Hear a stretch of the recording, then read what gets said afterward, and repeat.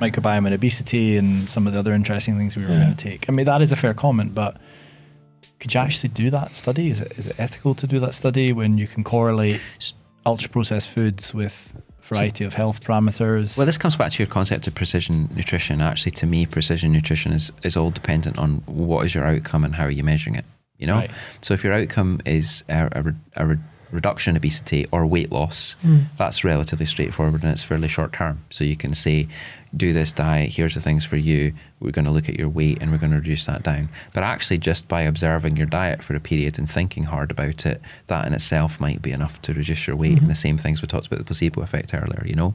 But actually if you're talking about precision diet based on your cardiovascular risk or your risk of colorectal cancer or other things that are longer term outcomes, how do you measure those and how do you know what are your parameters for success? I think that's a big challenge across that sphere, is about, you know, what is your outcome, how are you measuring it, what is the time frame on which you're measuring it, and what are your parameters for success, and how do you know these things are sustainable? One of the biggest challenges with any dietary therapy is sustainability. You know, whatever you do with diet, whether you ask somebody to go on a diet to lose weight or you ask them to go onto a specific diet and to change that, actually changing those things in a big, big way.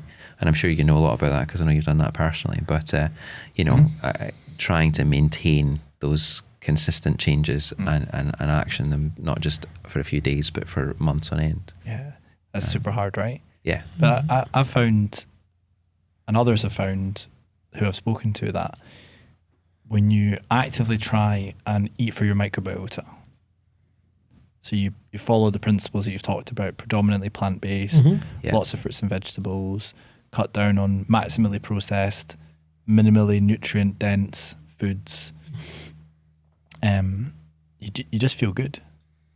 You feel good. Yeah. And therefore you keep doing it.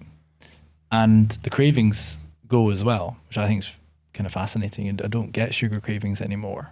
Well, if you're consuming a lot of sugar, you're not going to get this post-brandial sugar rushes. It's not surprising. It just kind of goes. Now, on the peptin... Paparazzi are going to catch you at a kebab shop at the weekend. You know that, no. People who know I stick to it. I just love it. And then, as you know, at the company, we offer unlimited fruit and veg, and we have this greens powder in the fridge, and we have fresh pressed green juice, and usually juice is really bad because it's got very high sugar content, but this juice is like 2 or 3 grams per 100 ml or something like that. It's quite low, and it's just like really low sugar content fruit and veg that goes into it. Most people don't like the taste, but the taste grows on them over time, and I do believe there's some element of their microbes signaling up saying, you know, we like this and so on.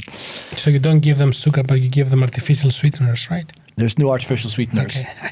There's no. Well, I'd like to talk about that as well. There's no artificial sweetener in the juice. Yeah. And if it was, it would be stevia rather than aspartame. Yeah. Why has nobody created? It probably exists actually. Now that I'm saying that, a supplement that has inulin, pectin, the oligosaccharides, resistant starch, so that for people who struggle with the fruit and veg element, they just put a scoop in, it's a sachet or something like that. I think there are supplements on the market you can buy about them, but I think it's not a good idea to isolate certain nutrients from this plant-based category, because we know fiber is very important, but when you consume, for example, this colorful variety of food, you consume a lot of flavonoids and phenolics, which themselves are very important also for gut health. They feed the microbes, and by extension, they may also improve host health. Right. But there are supplements in the market you can buy. I mean, some of the dietary interventions we do buy actually supplements from companies, and these are blends of different fibers. And flavonoids and polyphenols. Not flavonoids as such. I'm not sure how easy it is to do that, but definitely in the UK market there are blends of different fibers, mostly those which produce butyrate, like the ones we mentioned, like inulin or fructooligosaccharides.